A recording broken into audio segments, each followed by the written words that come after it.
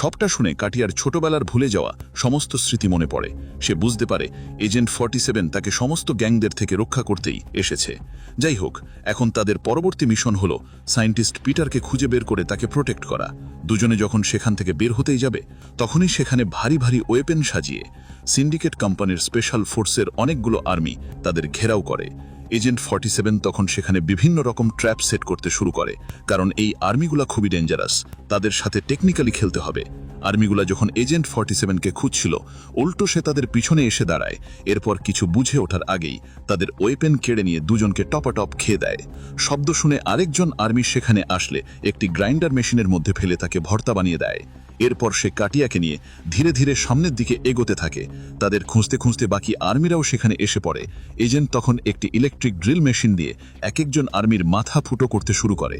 এরপর তারা যখন আরেকটু সামনে যায়, সেখানে হাজির হয় আরও দুজন আর্মি। এজেন্ট তখন তার ট্র্যাপ করা ফাঁদে সেই আর্মিদের ছাতু বানিয়ে ফেলে। ভাই রে ভাই, এই পাগলার মারার ধরনগুলা জাস্ট মাথা নষ্ট। চিৎকার শুনে কিছু আর্মি সেখানে হাজির হয়। এই টাকলা তখন ধারালো একটা ব্লেড দিয়ে তাদের শরীর থেকে মাথা আলাদা করে ফালা ফালা করতে থাকে। কিন্তু সময় যতই যাচ্ছে, আর্মিদের সংখ্যা বাড়তে থাকে। এজেন্ট 47 কাটিয়াকে বলে নিরাপদে সরে পড়তে। সে এদিকের পোলাপানদের দেখে নিচ্ছে। কাটিয়া যখন পালিয়ে যাবে, হঠাৎ তার সামনে এসে দাঁড়ায় সেই পাগলা অ্যাসাসিন জন। আসলে সে মারা যায়নি, কারণ আমরা আগে থেকেই জানি তার পুরো শরীর টাইটেনিয়ামের, যেখানে কোনো বুলেট বা ছুরির প্রভাব পড়ে না। কাটিয়া এরকম অবস্থা দেখে এজেন্ট 47 সোজা জনির উপর ঝাঁপিয়ে পড়ে। শুরু হয় তখন দুই দানবের মারাত্মক ফাইটিং। কেউ কাউকে চুল পরিমাণ ছাড় দিচ্ছে না। মারামারির একটা পর্যায়ে হিটম্যান বুঝতে জনকে কোনো কিছু দিয়ে আঘাত করেও তাকে ড্যামেজ দেওয়া সম্ভব না। তাই এই টাকলু চালাকি করে সেখানে থাকা বিমানের ইঞ্জিনের স্পিড বাড়িয়ে দেয়। ফলে সেখানে থাকা সমস্ত জিনিসপত্র ইঞ্জিনের ভেতরে ঢুকতে শুরু করে। একে একে সেখানে থাকা প্রতিটা আর্মি ইঞ্জিনের ভেতরে পড়ে কচুকাটা হয়ে যায়। কিন্তু জন তখনও কোনোভাবে বেঁচে ছিল।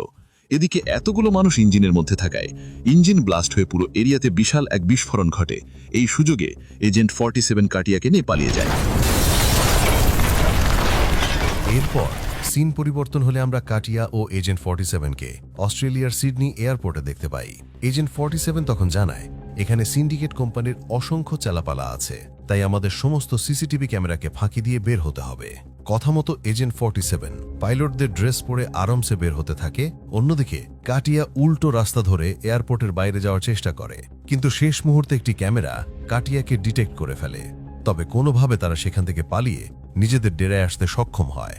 এজেন্ট 47 যখন ওয়াশরুমে চিল করছে, ঠিক তখনই সেখানে সিন্ডিকেট কোম্পানির কিছু এজেন্ট অ্যাটাক করে বসে। এইসব দেখে টাকলার মাথা গরম হয়ে যায়। কিল ঘুষি মেরে একে একে সবার নাক মুখ ভাঙতে শুরু করে। কিছুক্ষণের মধ্যে সেখানে সবাইকে শুইয়ে দিয়ে তারা বেরিয়ে পড়ে কাটিয়ার বাবা পিটারকে খুঁজতে। অন্যদিকে সিন্ডিকেট কোম্পানির ওনার জনকে শেষবারের মতো কমান্ড করে কাটিয়া এবং এজেন্ট 47কে জীবিত অথবা মৃত তার সামনে হাজির করতে।